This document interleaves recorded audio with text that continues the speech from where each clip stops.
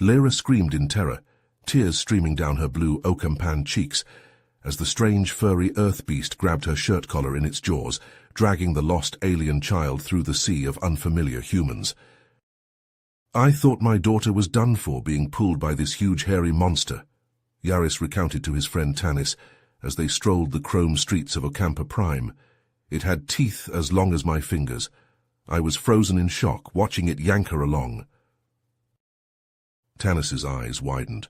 "Wait, you're telling me a feral earth predator attacked Lyra during a diplomatic mission?" "That's just it, though. It wasn't an attack." Yaris shook his head. "This dog creature belonging to a human named Jordan, it led my girl right back to me, unharmed. Didn't lay a scratch on her. I couldn't believe it." "Remarkable." Tanis rubbed his chin. "To think such a bond could exist between man and beast, on an alien world no less. Without that dog, who knows what could have happened to Lyra, lost and alone on a strange planet." Yaris shuddered at the thought. "We Ocampa have no frame of reference for it.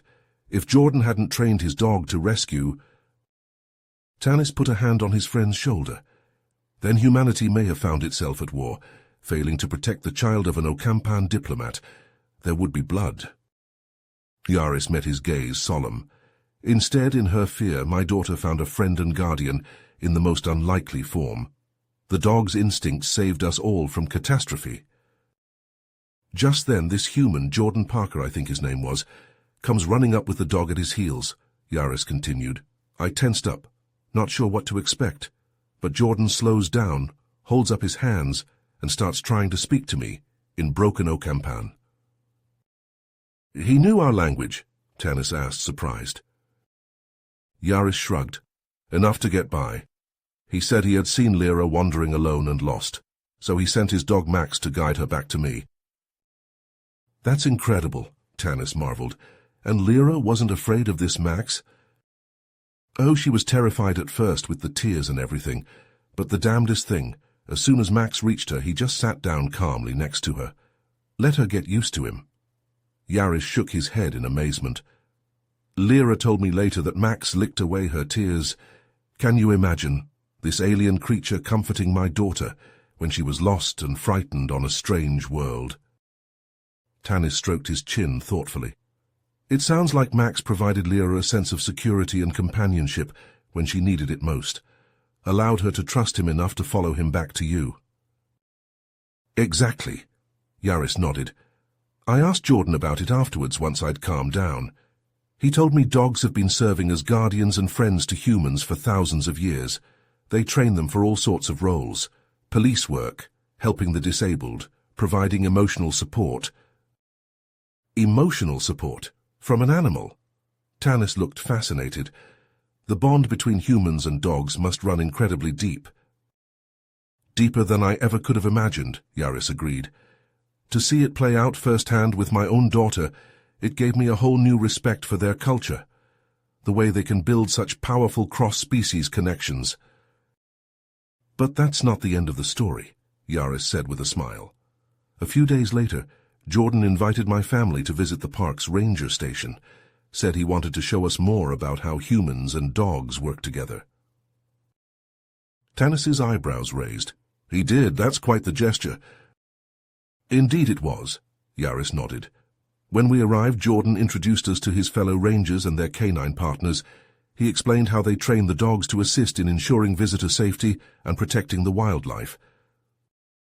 "Fascinating," Tanis remarked. "I imagine Lyra must have been thrilled to see Max again." Yaris chuckled. She was ecstatic. Jordan let her interact with Max and the other dogs, teaching her about their different roles and the training they undergo. You should have seen the joy on her face when he allowed her to give Max some treats. "I can only imagine," Tanis said, a smile tugging at his lips. "It must have been quite the experience for her, considering how afraid she had been initially." "It was a turning point for her," Yaris agreed. "By the end of our visit, any lingering fear she had of Max or the other dogs had completely vanished. She was laughing and playing with them like they were old friends." Tanis nodded thoughtfully. "It sounds like the experience was eye-opening not just for Lyra, but for your entire family. Without a doubt, Yaris said. It brought Lyra closer to understanding and appreciating human culture, but it also gave me valuable insights into the depth of the human-dog relationship. Before this, I had never fully grasped the concept of such strong interspecies companionship and the mutual benefits it could provide. It's remarkable, isn't it? Tanis mused. The way humans interact with and care for other species. I believe we Ocampa could learn a great deal from their example. Yaris nodded in agreement.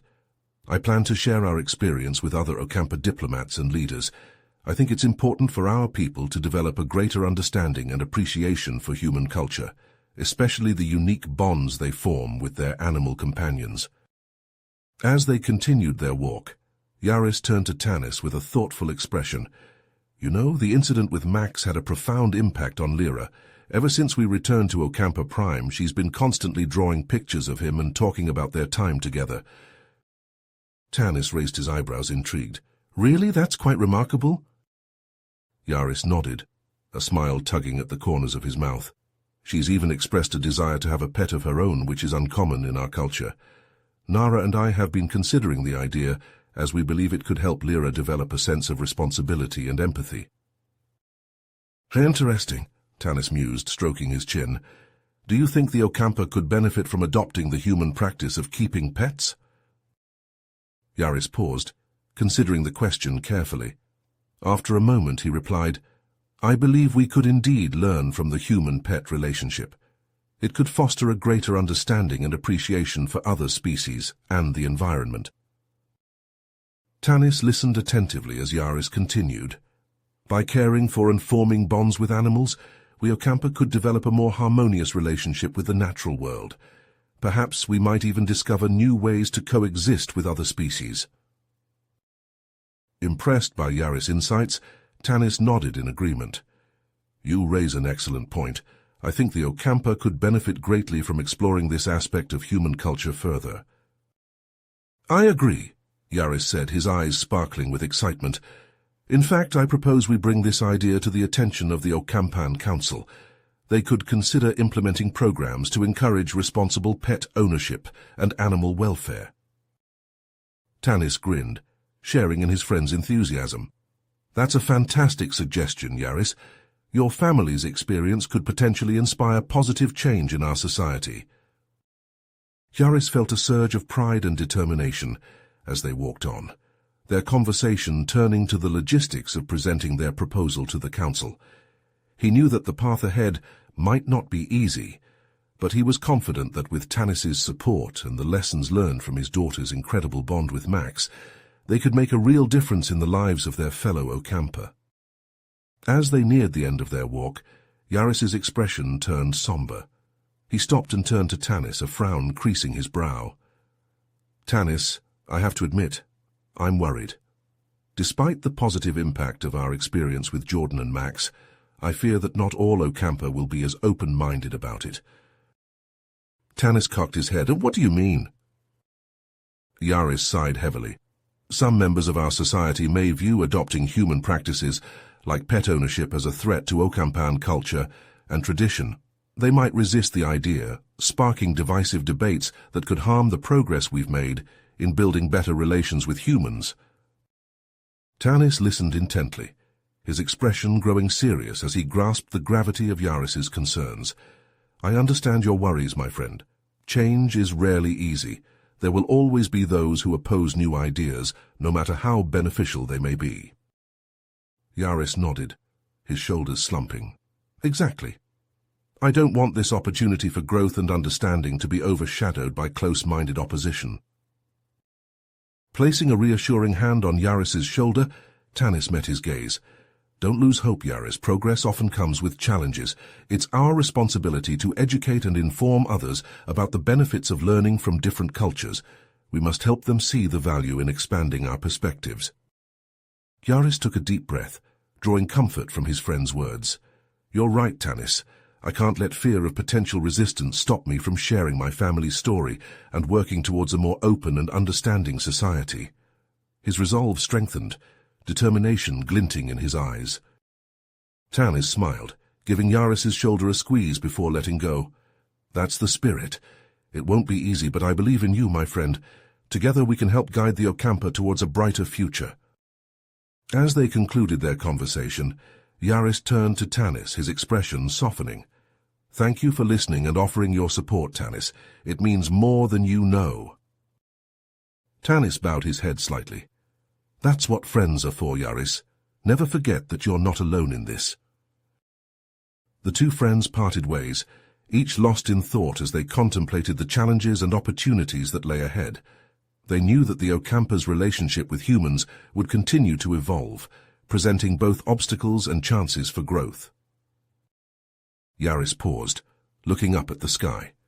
His thoughts drifted to Lyra and the incredible bond she had formed with Max. A smile tugged at his lips as he recalled the joy and wonder in her eyes. He knew the path forward would be difficult, but his determination only grew. For Lyra and the next generation of Ocampa, he would do everything in his power to create a future that embraced the wisdom and companionship found in the most unexpected places. You have reached the end of the story. If you enjoyed this story and want to support us, please leave a like and subscribe to our channel, and for every comment that says 88, I will heart every single one of them. Thank you for your time.